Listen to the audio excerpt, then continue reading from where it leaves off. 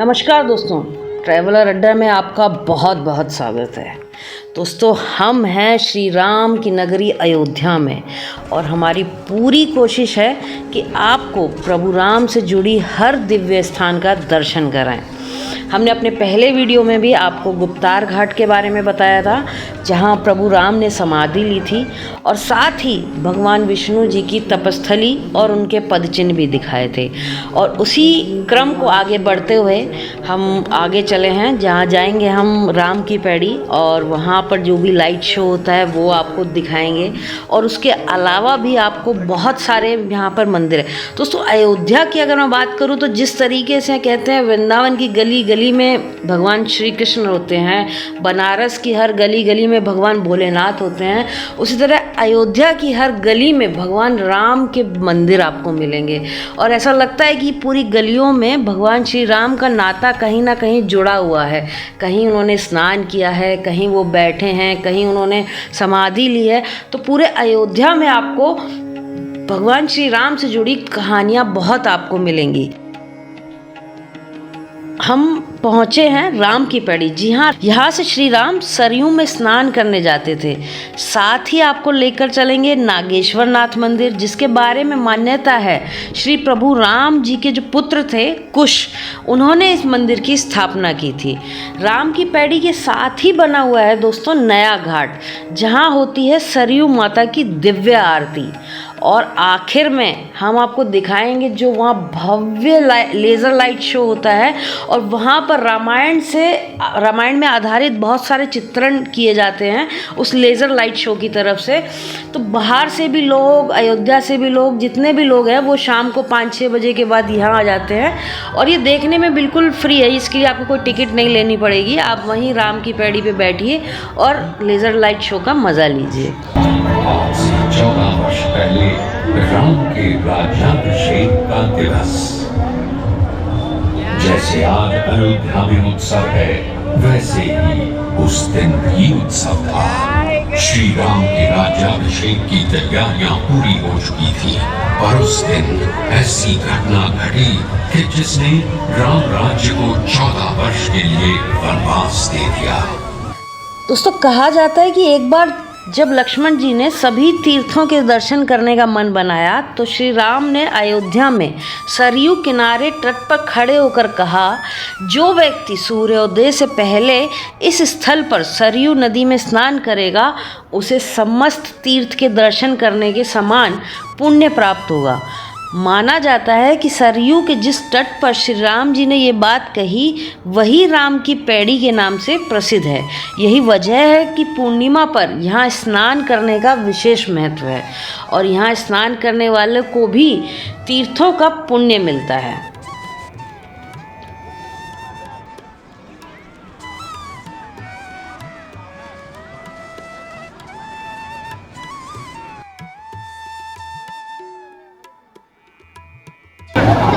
अयोध्या यानी कि कौशल, आपको पता है अयोध्या का नाम बहुत पहले कौशल हुआ करता था और अभी हम जहाँ पहुँचे हैं वो है राम की पैड़ी। कहा जाता है कि अयोध्या में जब आप आते हैं और जब आप मंदिर दर्शन करें तो मंदिर दर्शन करने से पहले सरयू में स्नान जरूर करें।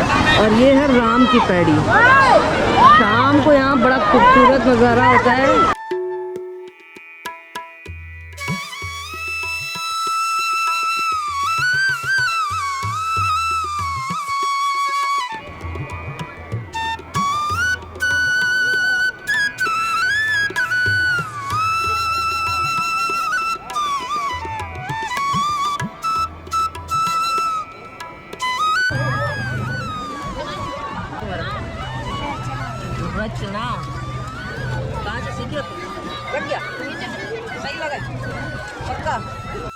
तो दोस्तों, राम मंदिर ज़्यादा नहीं है। तुमको हनुमानगढ़ी उतारेगा, हनुमानगढ़ी उतार के तक आप पैदल चली जाइए सीधे आगे राम मंदिर। दूर नहीं जाना। तो दूर नहीं है। यहाँ से कहाँ जाना है? यहाँ से पहले आपको ये नागेश्वर नाथ मंदिर में दर्शन करो। हाँ, ये नागेश्वर मंदिर है। हाँ, और एक मंदिर और है। एक और मंदिर है। हाँ, एक और है। अच्छा, सामने। हाँ। यहाँ से जाएंगी आप मंदिर में मंदिर पाएंगे। मंदिर पाएंगे। हाँ। वाह। यहाँ पे मंदिर बहुत है। राम की पैड़ी के नज़दीक है नया घाट। सरयू तट पर कई घाट हैं, जैसे नया घाट, राम घाट, लक्ष्मण घाट, गुप्तार घाट। यहाँ का नज़ारा जो है वो देखने लायक होता है। सरयू तट पर एक अलग ही तरह की शांति का आपको एहसास मिलेगा। यहाँ की आरती आपको मंत्र मुग्ध कर देगी। तो चलिए चलते हैं, आरती का आनंद लेते हैं।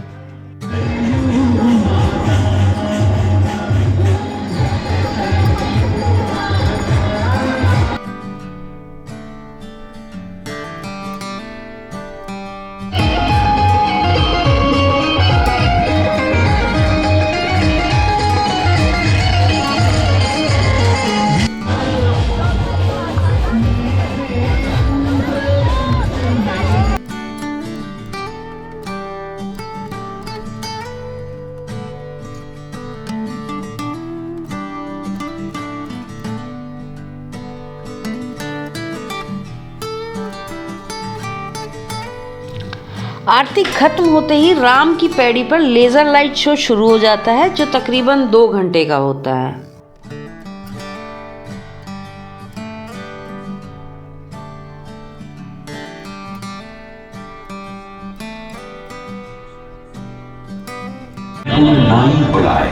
जब आपकी आरती खत्म हो जाए उसके बाद तुरंत आप फिर से आ जाइएगा राम पैड़ी पे। श्री राम ने हाँ, चलता है खूबसूरत लाइट।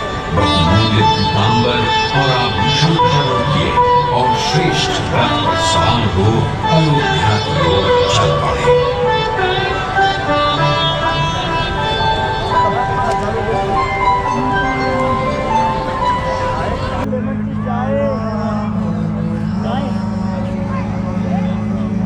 दोस्तों अब हम आपको लेकर चलेंगे नागेश्वर नाथ मंदिर, जो राम की पैड़ी के बिल्कुल पास में है। उसके अलावा भी यहाँ पर हनुमान जी का मंदिर, लक्ष्मण जी का मंदिर है, लेकिन नागेश्वर नाथ मंदिर की बहुत बड़ी मान्यता है। और कहते हैं जब तक नागेश्वर नाथ जी के आप दर्शन नहीं कर लें, यानी कि भगवान शिव के आप दर्शन ना करें, तब तक भगवान राम के दर्शन पूरे नहीं होते।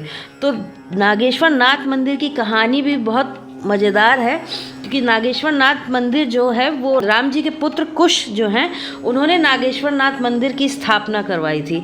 और इसके पीछे भी कुछ कहानी है। कहते हैं कि जब उनका कुछ कड़ा खो गया था तो उस वक्त जिस नदी में सरयू में गिरा था तो सरयू में नाग देवता थे।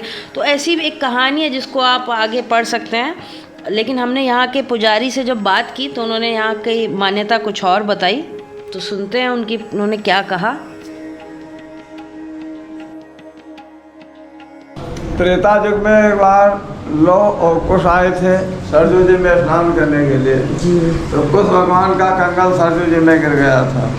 उसको प्राप्त करने के लिए जब क्रोधावेश में हुए कुश भगवान, तो सरजू माँ प्रार्थना करने लगी कि मैंने नहीं लिया, इसमें कुमुद नाग रहता है, उसकी बहन कुमुदनी ने ले लिया है।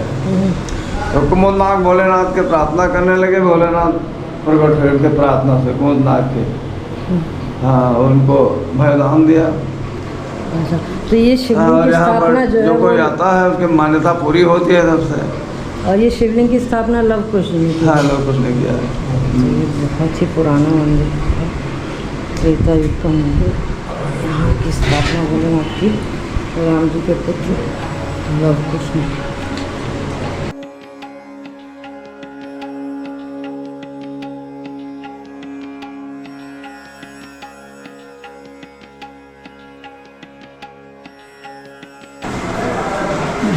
अनाथ हैं, इनकी ये नहीं मालूम है ये कब से हैं। ये हनुमानगढ़ी यहाँ जब जंगल हो गया तो भगवान श्री राम के पुत्र लव कुश सरजू स्नान कर रहे थे, तो इनका कुंडल खो गया। तो कुंडल खो गया तो कुमुद नाग की कन्या जो थी वो कीड़ा कर रही थी सखियों के साथ जल में, उसने उसको हरण कर लिया। और जब हरण कर लिया तो लव को क्रोध आया और उन्होंने बाण अनुसंधान किया मारने के लिए। तो जो कुमुद नाग था वो भगवान शंकर का परम भक्त था। अच्छा। उसको भगवान साक्षात दर्शन देते थे। और जब देखे कि भक्त हमारा कष्ट में है तो तत्काल तत्क्षण प्रकट हो गए सरजू तट पर। तो उनसे लौ और कुश से उन्होंने अभय दान देने के लिए कन्या को, अच्छा, कि हमारा भक्त है कुमुद, इसकी ये कन्या है, आप इसको जीवन दान दीजिए, आप अपना कुंडल ले लीजिए। तो उसे हरण कर लिया था, गिर गया आपका, तो इसको क्षमा करिए। और एक हमारी विनती है, उसको स्वीकार करिए। शंकर जी ने कहा क्या? कहा आप इस कन्या से विवाह कर लीजिए। तो उसी समय लव ने भी कहा प्रभु मेरी भी एक प्रार्थना है। कहा क्या? कहा कि आप फिर भक्तों के कल्याण के लिए आप यहाँ सूक्ष्म रूप से निवास करिए। तब उन्होंने कहा एवं मस्त। और उस समय लवकुश ने इस नागेश्वर नाथ जी की स्थापना किया। इसकी काल गणना नहीं है, इसका कोई ये आज तक कितना पुराना है, क्या है वो इसका समझ। जब विक्रमादित्य ने यहाँ 5 मंदिरों का निर्माण किया, जो जन्मभूमि आज विवादित था, उसका विवाद खत्म हुआ, वो भूमि का विवाद है। वो 2000 वर्ष पुराना है, 2000 वर्ष से ज़्यादा वो विक्रमादित्य कालीन जिनके वो संवत चलता है, वो उसकी गणना है। लेकिन जब विक्रमादित्य ने 5 मंदिरों को निर्माण कराया तो उसके साथ जो 2 मंदिरों का जीर्णोद्धार कराया, एक श्री नागेश्वर नाथ जी और एक श्री हनुमानगढ़। इसकी कालावधि उनको नहीं पता, लेकिन ये जो 5 मंदिर बनवाए ये लगभग 2000 वर्ष से अधिक पुराने हैं। इनकी काल गणना है, लेकिन इनकी गणना नहीं है, समय की गणना कि कितने दिन पुराने। और ये विक्रमादित्य ने इसका जब जीर्णोद्धार कराया तो उनकी 32 कठपुतलियाँ थीं। अच्छा। तो उन्होंने अपनी 32 कठपुतलियों को यहाँ स्थापित किया। ये चारों तरफ इधर है, और बाहर में भी इस रोड पे बाहर में ये कठपुतलियाँ हैं, मतलब संख्या में 32 हैं। ये आपका शुभ नाम? हमारा नाम आशुतोष चंद्र तिवारी है। बहुत अच्छी जानकारी दी है। ये जो 32 कठपुतलियों की बात बताई थी, वो देखिए पूरे मंदिर के चारों तरफ विराजमान है।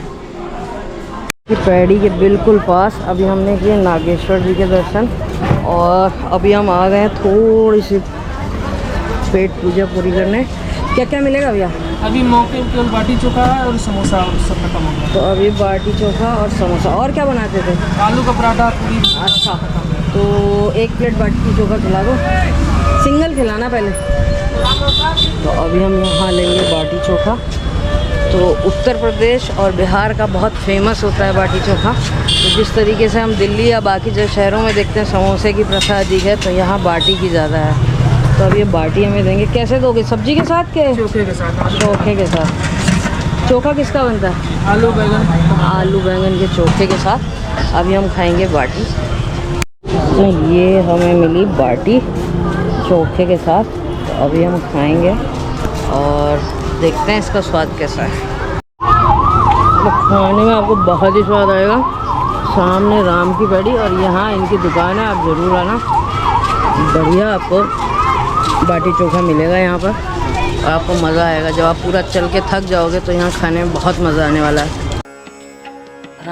राम की पैड़ी और नए घाट के पास में ही सामने आपको एक लता मंगेशकर चौक मिलेगा, जहाँ पर लता जी की बहुत बड़ी मूर्ति है वीणा के साथ में। और इसके साथ ही चलते हुए आज का हम जो है अपना वीडियो यहीं पर आपसे विदा लेंगे। तो कल दोस्तों हम श्री राम जी के दर्शन करेंगे और आपको घुमाएंगे कनक महल, और भी अयोध्या की गलियों में आपको घुमाते हुए। तो वीडियो में बिल्कुल बने रहिएगा, चैनल को सब्सक्राइब ज़रूर करिएगा, क्योंकि अगली वीडियो में हम आपको श्री राम जी से जुड़ी और भी कहानियाँ बताएंगे, और अयोध्या में आप कहाँ जा सकते हैं घूमने, कहाँ आपको रहना चाहिए, इन सब के बारे में जानकारी देंगे।